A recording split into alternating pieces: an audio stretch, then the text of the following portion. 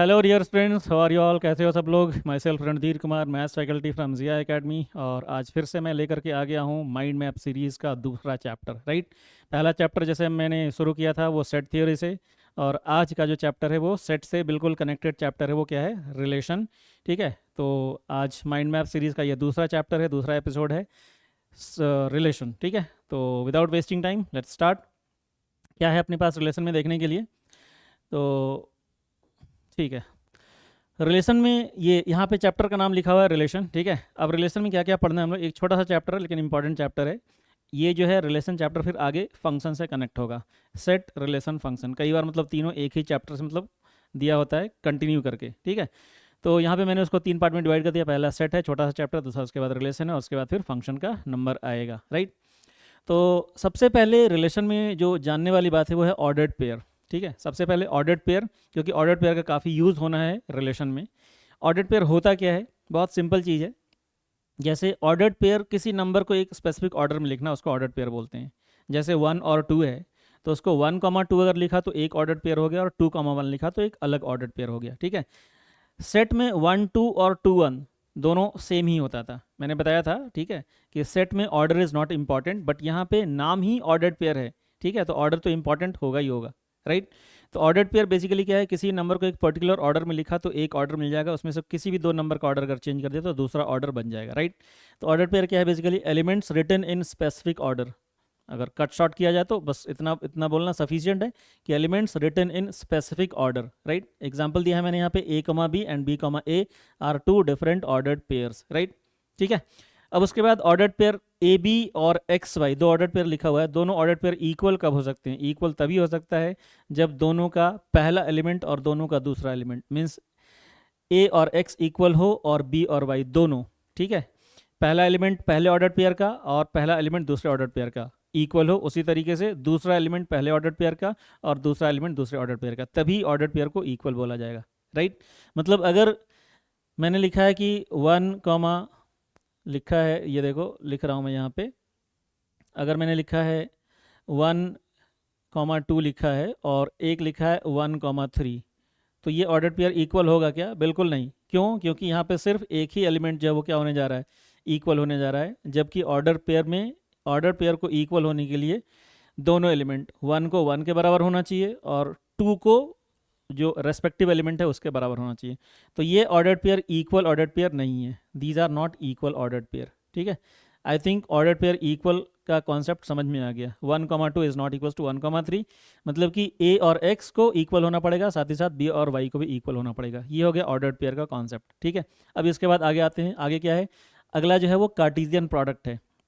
ये सारे छोटे छोटे डेफिनेशंस हैं, इन्हीं सबसे मतलब रिलेशन चैप्टर को समझा जाएगा आगे में। राइट, तो कार्टेशियन प्रोडक्ट में क्या बोल रहा है कि for two non empty sets A and B, A cross B is their cartesian product. ठीक है, दो नॉन एम्प्टी सेट ए और बी लिया गया है। ठीक है, दो नॉन एम्प्टी सेट ज़रूरी है, अदरवाइज ए क्रॉस बी हम लोग नहीं बना पाएंगे। ए क्रॉस बी क्या हो जाएगा? नल सेट हो जाएगा। राइट, तो ए क्रॉस बी को हम लोग कार्टेशियन प्रोडक्ट बोलते हैं। और इसको कैसे मतलब कि फाइंड कैसे किया जाएगा? जैसे ए है 1, 2, 3 और बी है 1 AB। Right, B is A comma B. तो अब इसका जो कार्टेशियन प्रोडक्ट बनेगा ए क्रॉस बी, वो सारे जितने भी ऑर्डर पेयर पॉसिबल हैं ए और बी के एलिमेंट्स को मिला करके। ठीक है, जैसे 1A हो गया, 1B हो गया, फिर उसके बाद 2A हो गया, 2B हो गया, फिर 3A हो गया और 3B हो गया। यहाँ पे एरो डायग्राम से इसको इसको एरो डायग्राम बोला जाता है। एरो डायग्राम से रिप्रेजेंट किया गया है। ए सेट यहाँ पे 1, 2, 3 और बी सेट ए और बी है। ए को सभी के साथ कनेक्ट कर दो, जो ग्रीन एरो से मैंने किया है। ए को 1 के साथ किया है, ए को बी के साथ किया है, उसी तरीके से 2 को ए के साथ किया, 2 को बी के साथ किया, और 3 को ए के साथ किया और 3 को बी के साथ किया है। तो ऐसे जितने भी पॉसिबल ऑर्डर्ड पेयर बन सकते हैं वो सारा ऑर्डर्ड पेयर लिख लो यहाँ पे, उसको एक सेट में बंद कर दो, वही ए क्रॉस बी हो गया। बहुत ही सिंपल। ठीक है, तो अब यहाँ से अगर मैंने एक क्वेश्चन क्विकली पूछा है कि ए में मान लिया 10 एलिमेंट है और बी में 5 एलिमेंट है, तो कितने ऑर्डर्ड पेयर पॉसिबल हो पाएंगे? सिंपल, 10 × 5, 10 × 5, 50। ठीक है, ये हो गया कार्टेशियन प्रोडक्ट। अब थोड़ा सा रिजल्ट है कुछ कार्टेशियन प्रोडक्ट का, ए क्रॉस बी यूनियन सी, ए क्रॉस बी इंटरसेक्शन सी, ए क्रॉस बी माइनस सी। ठीक है, यूनियन इंटरसेक्शन ये सब पहले हम लोगों ने देख रखा है सेट थ्योरी में, सेट चैप्टर में। यहाँ पे कार्टेशियन प्रोडक्ट का मतलब जो है वो रिजल्ट है। तो ए क्रॉस बी यूनियन सी, जैसे वहाँ पे हम लोगों ने देखा था डिस्ट्रीब्यूटिव प्रॉपर्टी वगैरह कुछ होल्ड करता था, यहाँ पर भी ये डिस्ट्रीब्यूटिव प्रॉपर्टी होल्ड कर रहा है। A cross b union c is A cross b union b A cross c. उसी तरीके से a cross b intersection c is A cross b intersection a cross c, and a cross b minus c is A cross b minus a cross c. ठीक है, तो बिल्कुल ये distributive rule जैसा ही है। ये रिजल्ट हो गया कार्टेशियन प्रोडक्ट का। उसके बाद अब आते हैं रिलेशन पे। यहाँ पे चैप्टर का नाम लिखा हुआ है, अब यहाँ पे रिलेशन एक्चुअल में होता है क्या वो मैं एक्सप्लेन करने जा रहा हूँ। ठीक है, रिलेशन एक्चुअल में होता क्या, कुछ नहीं, बहुत आसान है। रिलेशन जो लिखा हुआ है subset of A cross B, एकदम एकदम जितना शॉर्टेस्ट डेफिनेशन पॉसिबल वो मैंने लिखा है। ठीक है, subset of A cross B. अब सबसेट क्या है, जिन लोगों ने सेट चैप्टर का वो माइंड मैप देखा है उनको सबसेट पता होगा, या जिन्होंने कहीं से भी मतलब सेट थ्योरी पढ़ा है उनको सबसेट पता होगा। तो subset of A cross B, यहाँ पे ए क्रॉस बी बनाया है यहाँ पे, और अभी यहाँ पे सबसेट की बात कर रहे हैं। ठीक है, तो ए क्रॉस बी का कोई सा भी सबसेट बना लो उसको एक रिलेशन बोलेंगे। ठीक है, कोई सा भी एक सबसेट बना लो किसका, ए क्रॉस बी का, वो क्या बन जाएगा, वो एक रिलेशन हो जाएगा। बस सबसेट का रिलेशन का इतना ही डेफिनेशन है। ठीक है, तो रिलेशन क्या है, relation is subset of A cross B. जैसे एक एग्जांपल मैंने यहाँ पे लिया है, एग्जांपल 1, ए लिया है एक ऑर्डर्ड पेयर, फिर एक दूसरा 2, बी लिया है, फिर एक में लिया है 1A 2A 3B। तो ये सारे जो है ये एक रिलेशन हो गया, ये भी एक रिलेशन है और ये भी एक रिलेशन है। इस वाले रिलेशन में सिर्फ एक ऑर्डर्ड पेयर रखा है हमने, इस वाले रिलेशन में फिर भी इसमें भी एक ऑर्डर्ड पेयर रखा है, इस वाले रिलेशन में 3 ऑर्डर्ड पेयर रखा है। ठीक है, और ये सारा देखो, ये सारा जो मैं डिफाइन कर रहा हूँ ए क्रॉस बी पे, ए क्रॉस बी यहाँ पे डिफाइन किया हुआ है, this is A cross B. अब देख के बताओ कि ये क्या इसका सबसेट है, बिल्कुल है। 1A is subset of A cross B, yes, it means ये रिलेशन हो गया। 2B क्या इसमें है, देखो 2B यहाँ पर है, इसका मतलब 2B भी जो हो गया इसका सबसेट हो गया। 1A 2A 3B, 1A भी है, 2A भी है और 3B भी है। इसका मतलब ये तीनों जो मैंने अभी मार्क किया है ग्रीन कलर से, ये तीनों जो है क्या है, ए क्रॉस बी का सबसेट है। इसका मतलब ये तीनों क्या है, रिलेशन है। ठीक है, ये मतलब रिलेशन का डेफिनेशन है। अब अलग अलग तरह के रिलेशन होते हैं, हम लोग आगे देखेंगे। आई होप यहाँ तक क्लियर है। ठीक है, अब उसके बाद एक और भी बात यहाँ पे, नंबर ऑफ रिलेशंस। तो नंबर ऑफ रिलेशंस कैसे निकाला जाएगा, मतलब सिंपल सी बात है कि जितने भी सबसेट हैं वो अगर एक रिलेशन बन रहा है तो जितने सबसेट पॉसिबल हो पाएंगे वही क्या हो जाएगा, नंबर ऑफ रिलेशंस हो जाएगा। तो सबसेट कितने पॉसिबल हो पाएंगे, अगर किसी सेट में n एलिमेंट तो उसके कितने सबसेट पॉसिबल हैं, 2 पावर n। यहाँ पे ए क्रॉस बी में कितने एलिमेंट हो जाएंगे, ए क्रॉस बी में NA क्रॉस NB एलिमेंट हो जाएगा ए क्रॉस बी में। तो NA क्रॉस NB से इतने एलिमेंट से जो सबसेट बनेगा वो कितना बन जाएगा, 2 NA इंटू NB, राइट। मेरा कहने का मतलब है कि ए क्रॉस बी में टोटल कितने एलिमेंट होंगे, ए क्रॉस बी में मैं यहाँ पे लिख दे रहा हूँ, ए क्रॉस बी में टोटल जितने एलिमेंट होंगे उसी को 2 के पावर पे रेज कर दिया जाएगा, तो वो क्या बन जाएगा, सबसेट बन जाएगा ए क्रॉस बी का। ठीक है, रिलेशन में उतने नंबर ऑफ रिलेशन बन जाएंगे। ठीक है, तो n of A cross b, simple सी बात है, n of A cross b, n of A cross b मतलब cardinal number a cross b का कितना हो गया, simply n of a into n of b, बस यही हो जाएगा। ठीक है, ये तो कार्डिनल नंबर की बात हो गई। अब सबसेट के बारे में अगर पूछा है कि कितने सबसेट पॉसिबल हैं, तो भैया वो तो बहुत आसान है, 2 टू द पावर n होता है, तो यहाँ पे 2 to the power NA into NB वही यहाँ पे लिखा हुआ है। ठीक है, कोई रॉकेट साइंस नहीं है, बहुत आसान है। ये अपना पहला स्लाइड कंप्लीट हो गया। ठीक है, अब आते हैं दूसरे स्लाइड पे।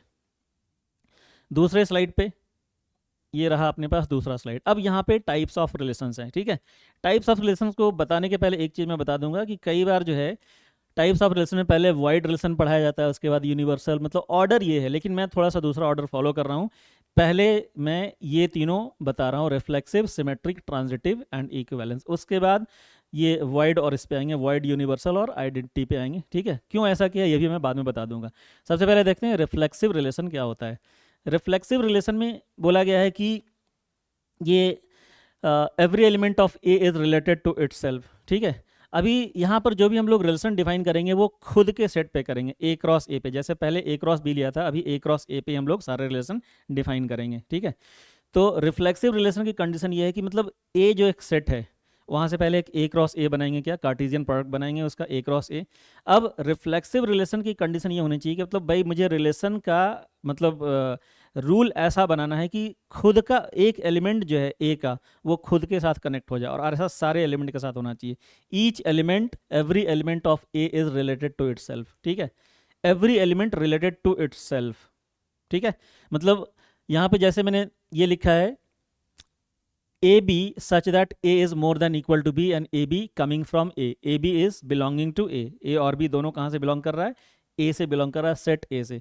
अब देखो तो यहाँ पे सेट ए लिखा है 1 2 3, मैंने बोला कि ए क्रॉस ए में ही डिफाइन करेंगे रिलेशन को, तो यहाँ पर भी ए सेट लिखा है, ए और ए 1 2 3, इसमें भी 1 2 3 है। अब यहाँ पे मैंने इतने सारे एरो बनाए हैं, लेकिन सबसे खास बात इस इन सारे एरो की ये है कि 1 जो है 1 के साथ कनेक्टेड है, 2 जो है 2 के साथ कनेक्टेड है और 3 जो है 3 के साथ कनेक्टेड है। सबसे इंपॉर्टेंट ये है, मतलब 1 अगर 1 के साथ कनेक्टेड नहीं है तो फिर ये रिफ्लेक्सिव रिलेशन नहीं होगा।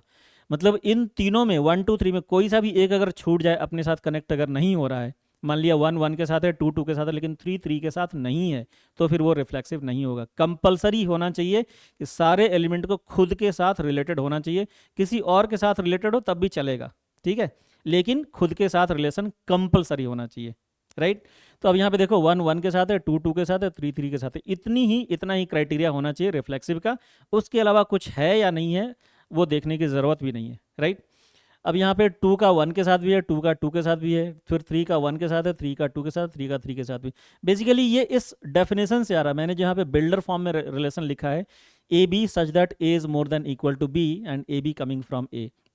मतलब पहला एलिमेंट जो है वो ए है, दूसरा एलिमेंट बी है, ऑर्डर पेयर बताया था, फर्स्ट एलिमेंट सेकंड एलिमेंट। तो पहला एलिमेंट हमेशा जो क्या होना चाहिए, दूसरे एलिमेंट से बराबर या उससे बड़ा होना चाहिए। तो देखो तो 1 और 1 लेंगे तो इसको फॉलो करेगा क्या, बिल्कुल करेगा। 1 is not more than 1 but 1 is equal to 1, तो 1 1 फॉलो कर रहा है। फिर 1 2 ले सकते हैं क्या, 1 2 नहीं ले सकते, 1 is neither equal to 2 nor more than 2। उसी तरीके से 1 3 भी नहीं ले सकते हैं, क्योंकि 1 जो है 1 से बड़ा नहीं है, सॉरी 1 जो है 3 से बड़ा नहीं है, ना ही 3 के बराबर है।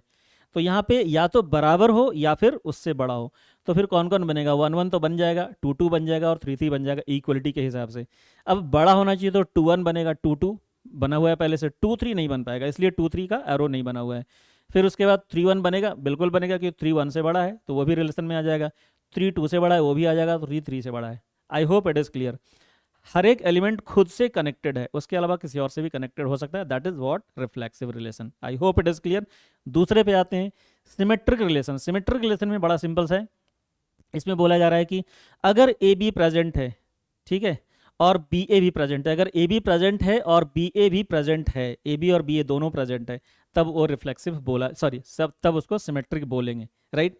अभी यहाँ पे देखो, जैसे मैंने लिखा है कि ए बी, अभी अपने पास सारे रिलेशन को डिफाइन कर लिया कि अपने पास सेट जो है वो ए ही है, ए 1 2 3, इसी पे हम लोग सारा रिलेशन डिफाइन कर रहे हैं, ठीक है, 1 2 3। अब यहाँ पर भी मैंने 1 2 3 लिखा, 1 2 3 लिखा। डेफिनेशन जो है, मतलब सिमेट्रिक रिलेशन का डेफिनेशन ये है, ए B belongs to R implies B A belongs to R. मतलब ए बी अगर प्रेजेंट है तो बी ए को भी वहाँ प्रेजेंट होना पड़ेगा सिमेट्रिक होने के लिए। मान लिया ए बी प्रेजेंट है और बी ए प्रेजेंट नहीं है, तो फिर सिमेट्रिक नहीं बोल पाएंगे। ऐसे सारे ऑर्डर्ड पेयर के लिए हम लोग को देखना पड़ेगा, राइट। एक यहाँ पे एग्जांपल लिया कि a b such that a plus b is more than equal to 3 and a b coming from a. A अपने पास यही वाला सेट है, यहाँ भी मैंने ड्रॉ कर दिया है। अब देखो तो a plus b more than equal to 3, कौन कौन सा ऑर्डर पेयर बन जाएगा, 1 1 बनेगा क्या, 1 + 1 मोर देन इक्वल टू 3 तो नहीं हो पा रहा है, ठीक है। अब जैसे ही 1 और 2 अगर लिखा है, 1 + 2 ये तो मोर देन इक्वल टू 3 हो रहा है ना, तो 1 + 2 अगर मोर देन इक्वल टू 3 हो रहा है तो 2 + 1 भी तो ट्रू बनेगा ना, 2 + 1 is also more than equal to 3। इसका मतलब 1 2 प्रेजेंट है, तो 1 2 का प्रेजेंस इस बात को इंप्लाई कर रहा है कि 2 1 भी प्रेजेंट रहेगा वहाँ पे, ठीक है। तो ऐसे सारे ऑर्डर पेयर लिए चेक करना पड़ेगा कि अगर ए बी है तो बी ए भी वहाँ पे प्रेजेंट होना चाहिए। कोई सा भी एक ऐसा ऑर्डर पेयर मिल गया जिसका मान लिया एक्स वाई प्रेजेंट है और वाई एक्स प्रेजेंट नहीं है, तो हम लोग बोलेंगे कि वो सिमेट्रिक नहीं है। हर एक ऑर्डर पेयर का रिवर्स ऑर्डर पेयर वहाँ पे प्रेजेंट होना चाहिए उसी रिलेशन में, तभी हम लोग बोलेंगे उसको क्या है, वो सिमेट्रिक रिलेशन है। अदरवाइज कोई सा भी एक पेयर ऐसा मिल गया, एक ऑर्डर पेयर ऐसा मिल गया जिसका रिवर्स ऑर्डर पेयर वहाँ पे पॉसिबल, वहाँ पे प्रेजेंट नहीं है, ए बी है लेकिन बी ए नहीं है, हम लोग साफ मना कर देंगे कि नहीं भाई ये सिमेट्रिक हो ही नहीं सकता है, right. I hope it is clear. उसके बाद आते हैं ट्रांजिटिव। ट्रांजिटिव में क्या बोला जा रहा है कि भैया ए और बी रिलेशन में प्रेजेंट है, तुम्हें देखना पड़ेगा ए और बी प्रेजेंट है वहाँ पे, और बी और सी भी प्रेजेंट है, ठीक है।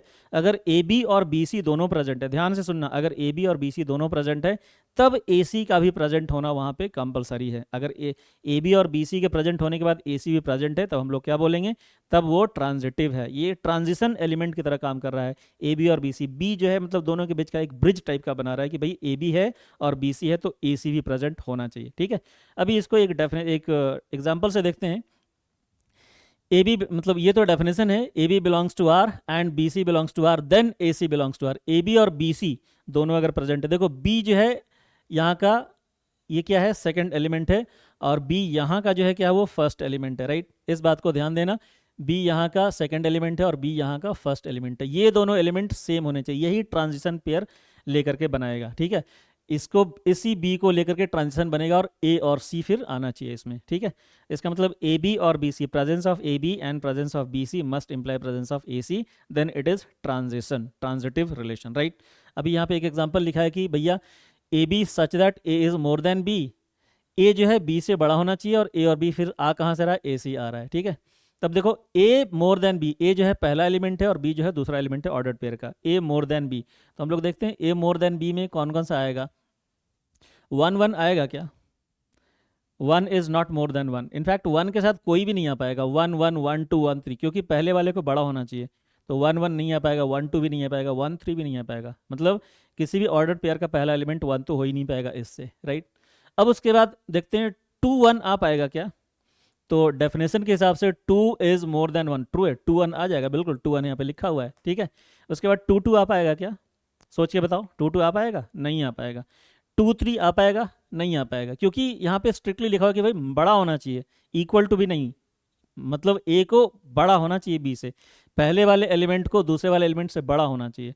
तो 2 1 तो पॉसिबल है, लेकिन 2 2 पॉसिबल नहीं है, और 2 3 तो ऐसे भी पॉसिबल नहीं है, ठीक है। अब उसके बाद 3 पे आते हैं, तो 3 1 भी पॉसिबल है, 3 is more than 1, yes, 3 is more than 2, yes, but 3 is not more then 3, ठीक है, इक्वलिटी वाला लेना नहीं है। तो अब ये 3 ऑर्डर पेयर बन गया, 2 1 3 1 एंड 3 2। अब जरा सोच के बताओ कि ट्रांजिशन के लिए इसको चेक करना आसान है ना, मैंने बोला है कि ए और बी अगर प्रेजेंट है, इसका मतलब ए जो है बी से बड़ा है तभी प्रेजेंट है, और बोला है कि बी और सी भी प्रेजेंट है, भैया बी और सी भी प्रेजेंट है, इसका मतलब बी सी प्रेजेंट है, इसका मतलब बी जो है सी से बड़ा है। तो अब इन दोनों के प्रेजेंस से हम लोग ये कंक्लूड कर सकते हैं क्या कि हाँ, this will imply what, this will imply कि ए इज मोर देन सी, और जैसे ही ए सी से बड़ा हो जाएगा, इसका मतलब ए कॉमा सी भी ऑर्डर्ड पेयर में आ ही जाएगा, राइट। इसका मतलब presence of A B and presence of B C with this relation, इस वाले प्रॉपर्टी के हिसाब से ए सी भी उसमें आ ही जाएगा, इसका मतलब वो क्या हो गया, ट्रांजिशन पेयर क्रिएट कर दिया ए सी, इसका मतलब वो क्या हो गया, ट्रांजिटिव रिलेशन बन जाएगा, राइट। ट्रांजिटिविटी में थोड़ा सा मतलब वो चेक करना पड़ेगा सारे ऑर्डर्ड पेयर्स का मिला करके कि ट्रांजिशन एलिमेंट्स कहाँ कहाँ बन रहा है, और उससे जो मतलब ट्रांजिशन पेयर आ रहा है कि नहीं आ रहा है, राइट। तो उसको अगर इससे देखेंगे, मतलब रूल से देखेंगे, तो कई बार ज़्यादा आसान हो जाता है, right. I hope it is clear कि प्रेजेंस ऑफ ए, मतलब एक समरी बस इतना ही कि ए बी और बी सी अगर प्रेजेंट है तो ए सी भी वहाँ प्रेजेंट होना चाहिए, ए बी और बी सी अगर प्रेजेंट है और ए सी प्रेजेंट नहीं है, ऐसा कोई भी एक अगर पेयर मिल गया, एक पेयर ऑफ ऑर्डर्ड पेयर ऐसा मिल गया कि भाई ए बी प्रेजेंट है और बी सी प्रेजेंट है लेकिन ए सी तो प्रेजेंट नहीं है वहाँ पे, तो हम लोग बोलेंगे नहीं, ये फिर ट्रांजिटिव रिलेशन नहीं है, ठीक है। और ऐसे सारे पेयर ऑफ ऑर्डर्ड पेयर के लिए हमें देखना पड़ेगा, right. So that is transitive relation. उसके बाद फिर अगला जो है इक्विवेलेंस, इक्विवेलेंस में अलग से कुछ नहीं करना है, बस देखना है कि वो रिफ्लेक्सिव है कि नहीं, अभी अभी तीनों मैंने एक्सप्लेन किया, ठीक है। तो इसके लिए कोई अलग से एग्जांपल नहीं है, मतलब अगर कोई भी रिलेशन रिफ्लेक्सिव हो जाए, सिमेट्रिक हो जाए और ट्रांजिटिव, मतलब तीनों का तीनों हो जाए, रिफ्लेक्सिव भी हो जाए, सिमेट्रिक भी हो जाए और ट्रांजिटिव भी हो जाए, तो हम लोग उसको क्या बोलेंगे, उसको हम लोग बोल देंगे कि हाँ भाई अब ये इक्विवेलेंस है। उसके लिए कोई अलग से क्राइटेरिया नहीं है, उसके लिए यही 3 क्राइटेरिया बनेगा इसको इक्विवेलेंस होने के लिए, ठीक है। आई होप यहाँ तक क्लियर है। उसके बाद फिर अगले स्लाइड पे आते हैं। अगला स्लाइड क्या बोलता है, हाँ इसमें अब कुछ और ऐसे relations, types of relations continued, इसमें वाइड और यूनिवर्सल और आइडेंटिटी रिलेशन। तो वाइड रिलेशन तो मतलब बहुत सिंपल है, जिसमें कोई सा भी एलिमेंट नहीं हो, हमने डेफिनेशन ही ऐसा, हमने प्रॉपर्टी ऐसा लगाया है कि मतलब उसमें कोई एलिमेंट आ ही नहीं पाएगा। जैसे यहाँ पे एक एग्जांपल मैंने दिया है कि A is more than B. अब यहाँ पे देखो, यहाँ पे मैं एक दूसरे सेट पे डिफाइन कर रहा हूँ, ए और बी अलग अलग सेट है, यहाँ पे देखो मैंने इसको अलग लिखा है, ए ये है और बी ये है, ठीक है। वो इस एग्जांपल को मतलब सेटिस्फाई करने के लिए ऐसा सेट मैंने लिया है, और ए पे भी मतलब ऐसा बनाया जा सकता है, बट यहाँ पे मैंने 2 सेट लेकर के दिखाया है। अब यहाँ पे क्या है, रिलेशन जो मैंने डिफाइन किया है, ए b such that a is more than b and a is coming from a इससे आ रहा है और b is coming from this set b इससे आ रहा है। तो जरा देख के बताओ, तो यहाँ से कोई सा भी ऑर्डर्ड पेयर लिया जा सकता है क्या, जिसमें पहला एलिमेंट जो है वो दूसरे वाले एलिमेंट से, पहला एलिमेंट जो ए से आ रहा है और दूसरा एलिमेंट जो बी से आ रहा है, तो पहला एलिमेंट दूसरे वाले एलिमेंट से बड़ा हो जाए। बिल्कुल ही पॉसिबल नहीं है। ठीक है, अगर हम लोग इसका कार्टेशियन प्रोडक्ट लेंगे ए क्रॉस बी तो कितने एलिमेंट हो जाएंगे, 3 इंटू 2 6 एलिमेंट हो जाएंगे। और उन सारे एलिमेंट्स में पहला एलिमेंट जो है दूसरे एलिमेंट से हमेशा क्या है, छोटा ही है, जबकि हमें लेना क्या है, बड़ा एलिमेंट लेना है।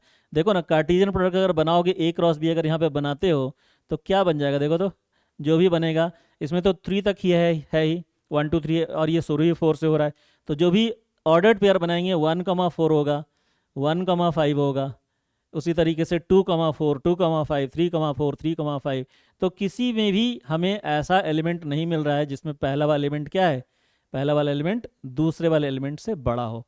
तो फिर उसमें कितने एलिमेंट आ पाएंगे, कोई सा भी एलिमेंट नहीं आ पाएगा। इसका मतलब क्या हो गया, वो नल रिलेशन हो गया, वाइड रिलेशन हो गया। ठीक है, इसको बस कंप्लीट मैं नहीं कर रहा हूँ, ऐसे ही छोड़ दे रहा हूँ। ठीक है, तुम्हारे समझाने के लिए मैंने लिख दिया था 1 4 1 5 2 4 2 5 3 4 3 5। तो कोई सा भी एक ऑर्डर्ड पेयर नहीं है जिसमें पहला एलिमेंट जो है दूसरे एलिमेंट से बड़ा है। ठीक है, तो वो क्या बन गया, वाइड रिलेशन बन गया, उसमें कोई एलिमेंट नहीं है। हम लोग इसको और भी कई तरीके से मतलब डिफाइन कर सकते हैं। मान लिया यहाँ पे बोल दिया a square plus b square is equal to 1।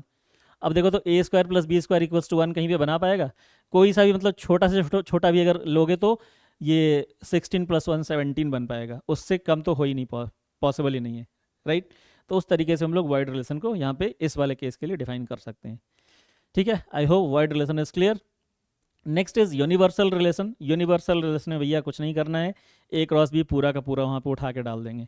ठीक है, यूनिवर्सल में जैसे मैंने बताया था कि यूनिवर्सल सेट क्या होता है, वो वैसे सारे एलिमेंट का कलेक्शन जिसका हम लोग डिस्कशन करना चाह रहे हैं। ठीक है, यूनिवर्सल सेट इज कॉन्टेक्चुअल। ठीक है, वो किस कॉन्टेक्स्ट में हम लोग मतलब डिस्कस करना चाह रहे हैं, तो वही जो है यूनिवर्सल सेट को डिफाइन करता है। ठीक है, तो अब यहाँ पे यूनिवर्सल रिलेशन के लिए all ordered pair of A cross B, तो हम लोग कुछ इस तरीके से डिफाइन करेंगे कि सारा का सारा ए क्रॉस बी का एलिमेंट आ जाएगा उसमें। तो हम लोग उसको क्या बोल देंगे, यूनिवर्सल बोल देंगे। जैसे यहाँ पे मैंने लिखा है ए बी, इसी के लिए देखो ए बी, अब इस बार मैंने क्या कर दिया, ए इज लेस देन बी। ठीक है, पहले यहाँ पे ए मोर देन बी किया था तो कोई सा भी एलिमेंट नहीं पा रहा था। अब यहाँ पे ए लेस देन बी कर दिया तो देखो उठ के सारा एलिमेंट आ जाएगा ए क्रॉस बी का। देखो तो 1 4 1 5 2 4 2 5 3 4 3 5। So this is basically nothing but this is nothing but A cross B itself. ये पता चल पा रहा है, this is nothing but A cross B. तो आर यू यूनिवर्सल रिलेशन कुछ नहीं है, ए क्रॉस बी है। बस डिफाइन करने का तरीका ऐसा होना चाहिए कि सारे के सारे ऑर्डर्ड पेयर यूनिवर्सल रिलेशन में आ जाएं। यहाँ पे डिफाइन करने का तरीका ये है, ए इज लेस देन बी। तो भाई ए लेस देन बी, पहला एलिमेंट जो है दूसरे एलिमेंट से क्या होना चाहिए, छोटा होना चाहिए। तो सभी में ये पॉसिबल है, 1 4 1 5 2 4 2 5 3 4 3 5। So this is universal relation. Define करने के कई तरीके हो सकते हैं, यहाँ पे बस मैंने एक तरीका दिखाया है। ठीक है, दिस इज यूनिवर्सल रिलेशन। अगला क्या है, अगला आइडेंटिटी रिलेशन है। आइडेंटिटी रिलेशन में क्या है, ये बिल्कुल मतलब उसके जैसा है थोड़ा सा, जो सबसे पहला रिलेशन हम लोगों ने पढ़ा था रिफ्लेक्सिव के जैसा। ठीक है, रिफ्लेक्सिव में क्या था, यहाँ पे देखो थोड़ा सा डिफरेंस है। यहाँ पे बोल रहा है कि every element of A is related to itself, जबकि यहाँ पे सिर्फ एक वर्ड का मतलब डिफरेंस है, every element of A related to itself only. ये वाला बहुत ही इंपॉर्टेंट है। ठीक है, वहाँ पे ओनली वर्ड नहीं था, मतलब यहाँ पर भी क्या होना चाहिए, हर एक एलिमेंट खुद से कनेक्ट होना चाहिए, लेकिन हर एक एलिमेंट सिर्फ अपने आप से कनेक्ट होना चाहिए। वहाँ पे एक दूसरा केस भी था कि कोई एक एलिमेंट जो है वो दूसरे से भी कनेक्टेड हो सकता था, मतलब 2 जो है 1 के साथ है, 2 जो है 2 के साथ है, 3 जो है 1 के साथ है, 3 जो है 2 के साथ, 3 3 के साथ है। लेकिन यहाँ पर वो लिबर्टी नहीं है। यहाँ पे क्या है, each element must be connected to itself only. That's why यहाँ पे ओनली नहीं है, यहाँ पे सिर्फ इटसेल्फ के बाद फुल स्टॉप कर दिया गया है। जबकि यहाँ पर ओनली, देखो मैंने इसको हाईलाइट भी कर दिया है, ओनली टू इटसेल्फ ओनली, और सारे एलिमेंट को अपने आप के साथ कनेक्ट होना पड़ेगा, कोई सा भी एलिमेंट खुद के साथ कनेक्शन छूटना नहीं चाहिए। तो अब यहाँ पे अगर हम लोग एरो डायग्राम बनाएंगे तो बहुत ही सिंपल सा एरो डायग्राम ऐसा बन जाएगा। देखो यहाँ पे बना के दिखा दे रहा हूँ, ये 1 हो गया, ये 2 हो गया, ये 3 हो गया, ये 1 हो गया, ये 2 हो गया, ये 3 हो गया। तो भाई सबको खुद के साथ कनेक्ट कर दो, किसी का कनेक्शन छूटना नहीं चाहिए। ठीक है, 1 का 1 के साथ, 2 का 2 के साथ, 3 का 3 के साथ, और इसके अलावा कोई कनेक्शन होना भी नहीं चाहिए। मान लिया कि 1 जो है 2 के साथ कनेक्टेड हो गया, कुछ ऐसा डिफाइन कर दिया कि 1 जो है 2 के साथ कनेक्टेड हो गया, तो अब ये आइडेंटिटी नहीं रहा, अब ये क्या बन गया, अब ये रिफ्लेक्सिव बन गया। ठीक है, तो आइडेंटिटी में बस इतना ही है कि each element must be connected to itself only. Each element must be connected to itself only, 4 बार बोलो, खुद ही दिमाग में घुस जाएगा, राइट। ठीक है, तो आइडेंटिटी और रिफ्लेक्सिव में थोड़ा सा मतलब डिफरेंस क्या है कि आइडेंटिटी में सिर्फ अपने आप के साथ कनेक्शन होना चाहिए, जबकि रिफ्लेक्सिव में किसी और के साथ भी कनेक्शन हो सकता है, राइट। यहाँ पे मैंने लिखा है, देखो एक बात लिखा है मैंने, every identity relation is an equivalence relation. इसका मतलब क्या हो गया कि हर एक आइडेंटिटी रिलेशन जो है वो इक्विवेलेंस है, मतलब कि वो रिफ्लेक्सिव भी है, वो सिमेट्रिक भी है और वो ट्रांजिटिव भी है। अब खुद सोच करके देखो, मैंने यहाँ पर रिजल्ट लिख दिया है, खुद सोच करके देखो कि क्या एवरी आइडेंटिटी रिलेशन इक्विवेलेंस है। इक्विवेलेंस है इसका मतलब आइडेंटिटी को हम लोग रिफ्लेक्सिव भी बोल सकते हैं, रिफ्लेक्सिव को आइडेंटिटी बोलें ये ज़रूरी नहीं है, ठीक है, उसके लिए देखना पड़ेगा। So every identity is a reflexive, every identity is a symmetric and every identity is a transitive. Transitive वाले बात पे तुम्हें थोड़ा सा सोचने के लिए मजबूर करता हूं मैं, खुद से सोच के देखना कि ट्रांजिटिव कैसे हो पा रहा है, ठीक है। ट्रांजिटिव है ये, मैं बता दे रहा हूँ ट्रांजिटिव इसलिए है क्योंकि वहाँ पे कोई सा भी ऑर्डर्ड पेयर ऐसा नहीं खोज पाओगे कि ए बी भी प्रेजेंट है और बी सी भी प्रेजेंट है, ऐसा खोज ही नहीं पाओगे, क्योंकि सब में सिर्फ क्या है, 1 1 है, 2 2 है, 3 3 है। इसलिए आइडेंटिटी रिलेशन जो है वो रिफ्लेक्सिव भी है, सिमेट्रिक भी है और ट्रांजिटिव भी है। रिफ्लेक्सिव और सिमेट्रिक में कोई दिक्कत नहीं है, ट्रांजिटिव में लोगों को दिक्कत हो जाती है कई बार कि सर इसमें तो कोई ऐसा पेयर वैसा पेयर नहीं मिल रहा, तो ठीक है नहीं मिल रहा तो होना ही नहीं चाहिए। ए बी और बी सी प्रेजेंट ही नहीं तो फिर ए सी क्यों ढूंढेंगे हम लोग वहाँ पे। ए सी तो तब ढूंढेंगे ना जब ए बी प्रेजेंट हो और बी सी प्रेजेंट हो, ठीक है। जब ए बी प्रेजेंट है और बी सी प्रेजेंट तब ए सी ढूंढने की नौबत आती है। जब ए बी और बी सी प्रेजेंट ही नहीं तो फिर ए सी ढूंढ करके अपना टाइम क्यों खराब करेंगे, right.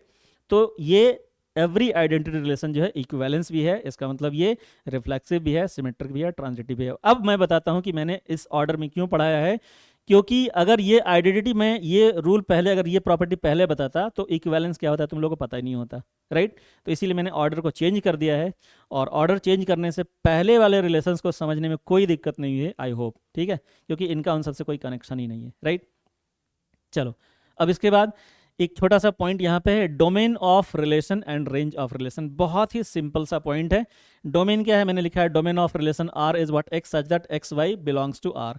X Y ordered pair जो रिलेशन आर में है उसका सारा एक्स ले लो, मतलब एक्स मतलब पहला एलिमेंट ले लो, सारा पहला एलिमेंट ले लो, उसको क्या बना दो, वो डोमेन बन जाएगा। और उसी तरीके से रेंज में क्या है, सारा दूसरा एलिमेंट ले लो, वाई वाई वाई जितने भी वाई हैं, जितने भी दूसरा एलिमेंट है वो सारा लेकर के कलेक्ट कर लो, एक सेट बना दो, उसको रेंज ऑफ रिलेशन बोलेंगे। बस इतना ही है, पहला एलिमेंट का कलेक्शन क्या हो जाएगा, डोमेन हो जाएगा, दूसरे एलिमेंट का कलेक्शन क्या हो जाएगा, रेंज हो जाएगा। दैट्स ऑल, इतना ही है और कुछ नहीं है इसमें, राइट। सो ये अपना रिलेशन सारा हो गया, टाइप ऑफ रिलेशन जो भी था यहाँ पे, रिफ्लेक्सिव, सिमेट्रिक, ट्रांजिटिव। उसके बाद उल्टी गंगा बहा दी मैंने, वॉइड यूनिवर्सल आइडेंटिटी क्यों बहाया है मैंने बता दिया है। इसके बाद अगले स्लाइड पे आते हैं। नेक्स्ट स्लाइड में क्या है, some important result. Okay, result तो बहुत इंपॉर्टेंट है, ठीक है। अब यहाँ पे जितने भी रिजल्ट लिखे हुए हैं ये सारा रिजल्ट इंपॉर्टेंट है, इसको ध्यान से देखो, इसके सारे रिजल्ट्स को याद कर लो, क्योंकि प्रॉब्लम जो है यहीं से बनता है, राइट। प्रॉब्लम्स यहीं से फ्रेम होता है, और मतलब और भी प्रॉब्लम्स फ्रेम हो सकते हैं लेकिन डिफिकल्ट क्वेश्चन यहीं से फ्रेम होता है। अब इसमें क्या है, सम इंपॉर्टेंट रिजल्ट्स में क्या है, सबसे पहला है कि for any set A if N is N, ठीक है, एक सेट ले लिया है ए जिसका कार्डिनल नंबर क्या है, एन है। तो अब ये सारा रिजल्ट इसी के रेस्पेक्ट में लिखा हुआ है, ठीक है, इसी सेट ए के रेस्पेक्ट में जिसका कार्डिनल नंबर क्या है, एन है। तो सबसे पहला जो रिजल्ट है क्या है, number of elements in A cross, ये तो बहुत ही आसान है, ए में एन एलिमेंट है तो ए क्रॉस ए में N into N, N square element हो जाएगा। I hope it is clear.